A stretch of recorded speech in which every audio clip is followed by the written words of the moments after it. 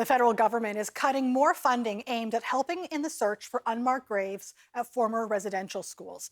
It's money communities have been relying on for years now. News of the cut overshadowed an event in Whitehorse this weekend held by the committee that will now soon be shut down. Caitrin Pilkington has that story.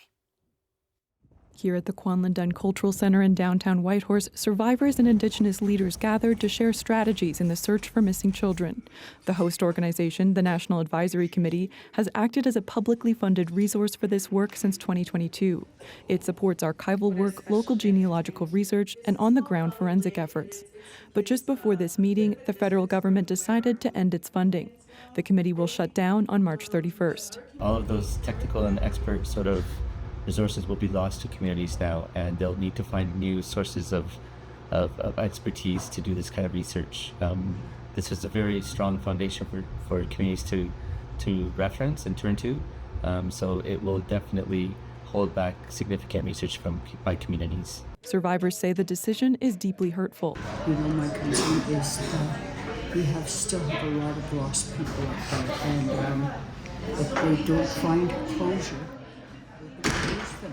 And it's not something I want or anybody else wants, because of the journey. We have to come to the end of our journey in a good way.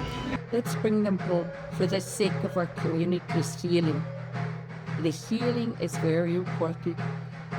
If you can imagine, if your child has been missing for 50 to 60 years, you don't know where they are, how heartbreaking that is. And when you finally get to a point, I have told families, yes, we're finally getting the resources, we can do this. What would you like the next step to be? And all of a sudden, there's no next step. In a statement, the federal government did not address the reasoning behind its decision, but said another source of funding is still available to communities. That same grant was also cut last July.